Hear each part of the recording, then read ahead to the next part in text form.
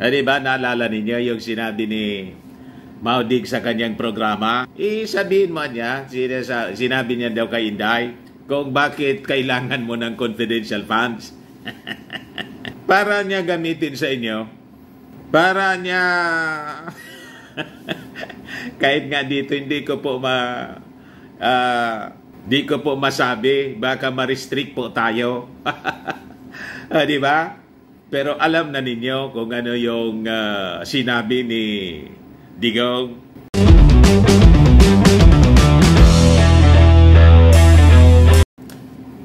Breaking news ngayon mga kababayan. Si dating Pangulong Maudigs mga kababayan, sinamon ng Quezon City Prosecutor's Office. Bakit na niya Mr. Maravillas pinatawag ng Quezon City Prosecutor's Office?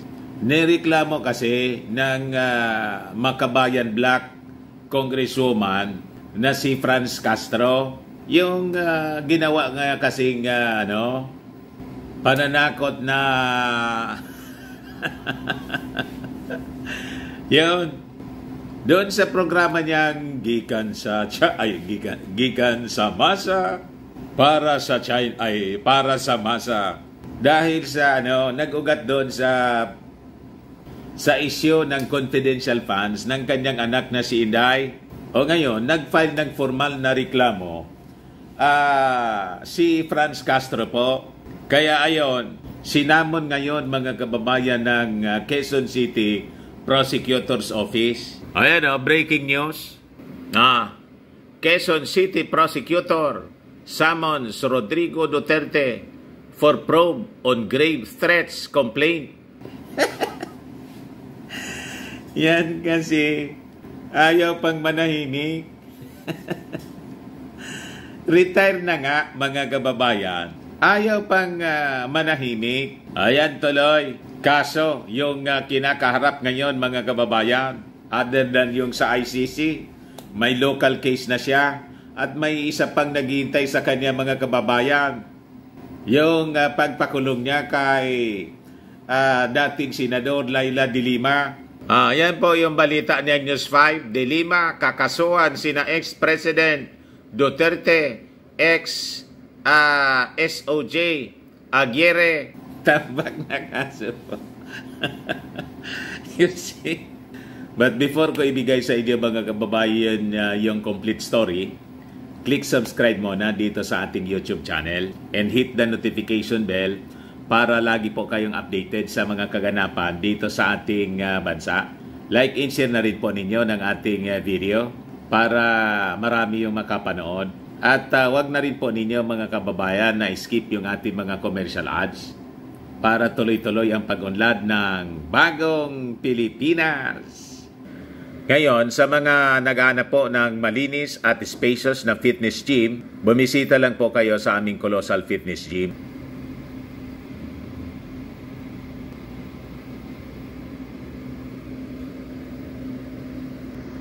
We also offer car rental with our brand new 2023 model ng Toyota Innova.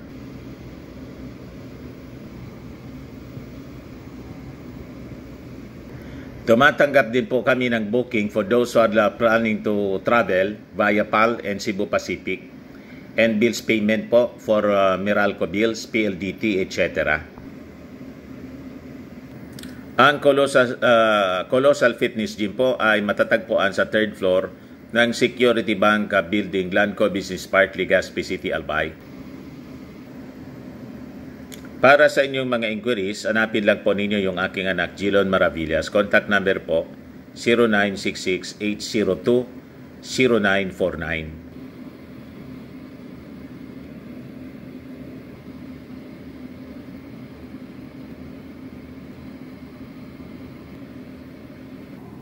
Ayos pa. Ayos anya Mr. Maravillas. So ito po yung breaking news ngayon sa Philippine Daily Inquirer. 1 hour ago pa lang po. Sabi dyan, Quezon City Prosecutor summons ex-President Rodrigo Duterte for a December 4 and 11 probe at Quezon City Prosecutor's Office. responding to grave threats, complaint ni Congresswoman Franz Castro ng Makabayan Bloc. This marks the first subpoena niya against Duterte since leaving office. Si Castro, along with lawyers, filed criminal charges citing Article 282 of the RPC addressing Duterte's death threats. Diba, naalala ninyo yung sinabi ni Maudig sa kanyang programa? Sabihin mo niya, sinabi niya daw kay Inday, kung bakit kailangan mo ng confidential funds. Para niya gamitin sa inyo. Para niya...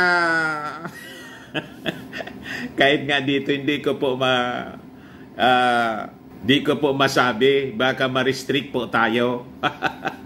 Di ba? Pero alam na ninyo kung ano yung sinabi ni Digong. Ngayon, pag napatunayan siya na nagkasala, mga kababayan, ng walang kaduda-duda, ang penalty, if guilty, sabi rito, ranges from 1 to 6 months ng pagkakakulong. Di ba? Yung ating dating Pangulong Digong, pahina ng pahina, nakatungkod na nga.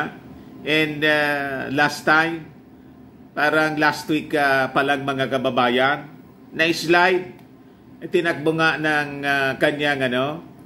kanyang mga kasama sa ospital. Yan yung balita mismo ni Senator Bongo. Ayaw pa kasing manahimik, ayaw tumino. So pwede siyang makulong mga kababayan from 1 to 6 months of imprisonment. Potentially heightened under the Cybercrime Prevention Act. Legal actions stems from Duterte's alleged threats laban mga kababayan kay Castro's life due to scrutiny of the confidential funds. Nag-amok po kasi si Digong, si Inday kasi umuwi ng Davao. Nagsumbong. So other than si Franz Castro, yung pinaliguan ng masasamang salita, mga kababayan ni Maudig, dinamay niya yung buong Kongreso. Tinawag na bulok. Binakang bulok at binanata ng todo-todo yung liderato. At minention pa, mga kababayan, si Martin. Si Martin po, hinarap mga kababayan yung panglalait ni Digong sa pamamagitan ng mahinahon na pamamaraan. So nag-usap-usap siyempre yung mga members ng Congress. Sumusubra na niya itong dating Pangulo. Ayun, nagpasa sila ng resolution of condemnation to defend the institution. So tama lang yun mga kababayan na ginawa ng House of Representatives. Hindi man nga siya doon na minimension, kaya lang pinilit ni Edsel Lagman, yung presidente ng sino niya yung nananakot? Sino ang yung naninira dito? Puwersa niya si Congressman Gonzales, yung pumalit kay Hilo Garcia sa posisyon niya. Ngayon, resign muna niya ako sa partido. Tapos itinuro po si si Digong anya. So ito na mga kababayan ng progress ng kwento, nag-file na ng formal na reklamo sa Quezon City Prosecutor's Office. So with that, ang latest na balita, pinatatawag ng prosecutors ng Quezon City si Digong. Sinumpe na siya ngayon. Ngayon, tingnan natin kung ano yung magiging reaksyon ng dating Pangulo. At siyempre, yung mga attack dogs niya na mga DDS vloggers, saka si Harimau at saka si Salmao Sidong Panilo. Di ba? So, other than itong sumpena po, may May susunod pang kaso na kakaharapin yung dating Pangulong Digong.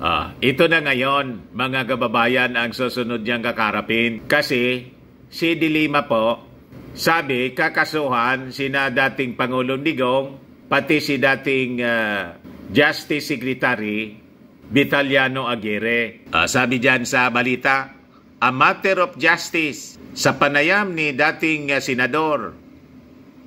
Hindi sa panayam ni kay dating senador Laila De Lima, sa totoo lang, ng 1 na PH, pinag-usapan ng kanyang legal team ang pagsasampa ng kaso kina dating Pangulong Rodrigo Duterte at dating Justice Secretary Vitaliano Aguirre. It's really about justice. Iba yon, yung kahit pinatawad mo na, halimbawa, yung isang tao, kailangan mo pa ring makamit yung hostisya, ani De Lima. Kasi yung iniisip ko nga, kung wala akong gagawin, what will prevent future presidents, future leaders, to be doing this thing for vindictive, vengeful purposes? Ginagawa ko lang naman ang trabaho ko. Ipinonto ni De Lima na prioridad nila na maabsuelto muna siya sa natitirang anti-illegal drug charges laban sa kanya bago tumungo rito. Pinag-uusapan din kung ano-anong mga kaso ang isasampa laban sa kanila. Ayun, tambak na kaso po yung kakaharapin ng dating Pangulong Digong sa ngayon. Talagang ngayon, so yung mga kinukot na Ecclesiastes ni Digong noon, pati ni Inday, parang yun ang nangyayari sa kanila. That in everything, there is a season in time. Di ba? Ayan man lang po mga kababayan yung short video natin ngayon. Baka lang gusto niyo po itong itry, Firmax Firming and Lifting Cream. Pinapahid po sa mga pulses and affected area. Mainam po sa paninigas na mga kaso-kasuan. Ito naman po, Automax Revitalizing Serum. Sa mukha naman po yung application. Anti-aging po siya. You will look 10 years younger than your age. Sa mga cancer patients naman po, baka lang gusto ninyo itong itry. Nengxia Red Mix Fruit Drink.